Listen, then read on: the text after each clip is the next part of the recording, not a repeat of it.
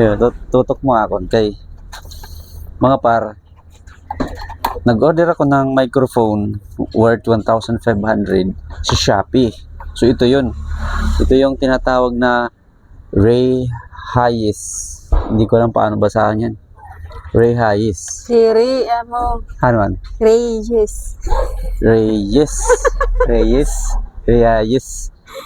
Actually, ang version nito is W8. So may mga version nito na W1, pero ito number siya kasi ito yung pinaka-latest na version nila. Yung problema mga par, pagdating sa akin,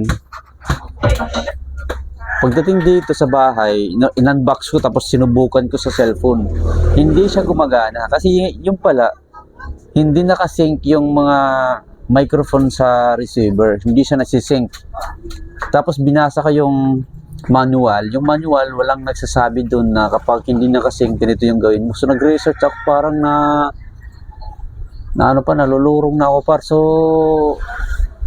sa kagustuhan kong gumana sana. Kasi nung una nag-order ako, hindi gumana sa cellphone ko, hindi na-detect. Na-detect nga pero pag nagre-record ako ng video, wala siyang audio. So, binenta ko kay Summer Traveler. Ngayon, nag-order na naman ako. Kasi, ang brand nito, nagamit ko doon sa kay Province Live TV. So, gumana siya. So, nag-order ako ng bago.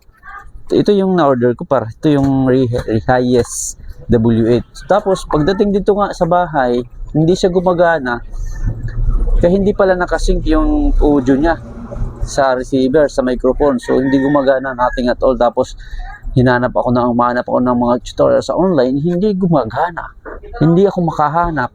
Nag-chat na ako sa gawin mo, hindi gumana.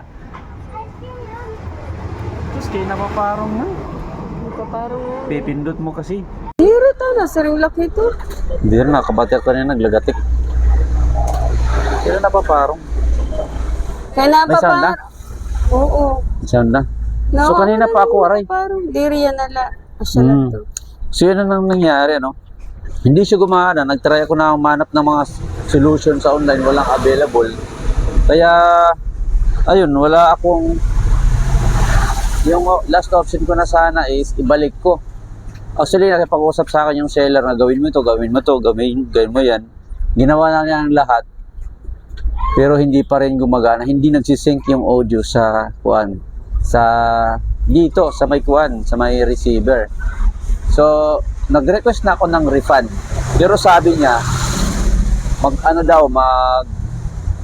mag-check out ka daw ng ibang item, tapos isi-send namin sa inyo yung ganito pa rin, replacement na, kumbaga remedy para ma-replace yung item. Akala ko talaga may diferensya siya. So nung na-process ko na, last text niya, sabi niya mag-send ka muna daw ng video na ito turn on ko yung receiver at saka yung microphone, transmitter at saka receiver. Ito turn on ko, tapos pagka turn on, ipipress ko ng 3 beses sabay-sabay. 3 beses. Nung na-press ko na yun, nag-sync na, yan, gumagana na yung microphone natin par. Muntik ko na masauli. Kaya minessage ko na sila na it works. So hindi na natin may sasauli, gagamitin natin. And this is the first time na nagkaroon ako ng microphone kasi napakatagal ko nang gustong magkaroon ng microphone. Matagal ko ng vlogger tapos wala akong microphone na nagagamit. So ngayon pa lang, kasi ngayon lang gumana sa cellphone ko. Kaya sana tuloy-tuloy na itong mga pare. Ito pala yung brand niya. Wow, at dito ganda ko na. Okay. So yung mga laman nito parang ganito, meron siyang tinatawag na lalagyan, parang pinaka power bank na niya. Ilalagay mo lang dito yung matik na siya mag-charge diyan. So may battery siya, may battery actually. Tapos may mga wires na nakapaloob dito. Ayan, 3 wire, 3.5 mm para sa cellphone at saka para sa DSLR. Tapos may wire dito na para sa charger. Tsaka may 2 lead cut na ginagamit kapag windy yung panahon. Tapos gusto mong maggamit ng microphone, meron siyang lead cut. 2, kasi 2 receiver transmitter. Yun lang mga nilalaman. Tsaka merong manual sa ilalim. Pero yung problema dito par, yung manual, kulang siya ng instruction. Wala doon nakalagay kapag hindi nakasync yung audio, gawin mo ito, gawin mo. Walang nakalagay doon. Nakalagay lang doon yung mga description ng mga parts ng microphone. Yun lang. Kaya Nawawala medyo din. nagkakwan. Pag nasasabod din pag gagalaw mo. Yun lang. Nandito ka na, yun lang.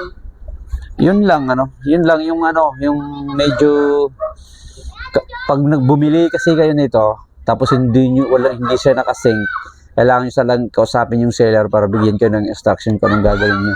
So yun lang ang medyo disadvantage dito mga par, pero maganda yung audio niya, saka may reverb siya, mayroon siyang noise reduction at saka may bluetooth. 50 meters yung distance na kaya susubukan natin ngayon. Dito tayo.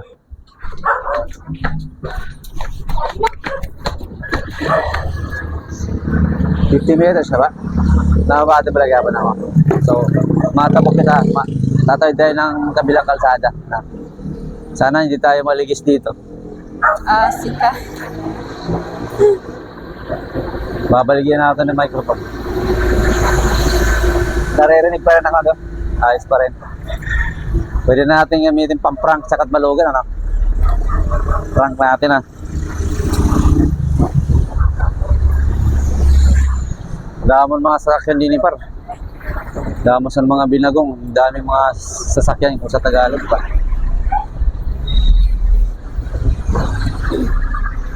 So, tatay tayo sa kabila ng kalsada, may tricycle.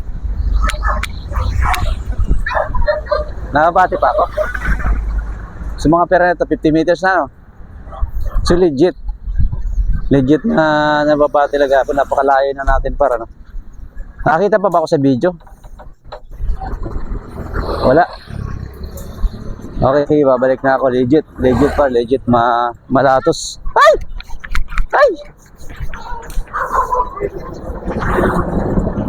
Legit, malatos ito yakuan. Malayo yung range niya. Sige, hanggang dito na lang. See you on my next video. Subscribe for more sa LPTV tutorials. Siguro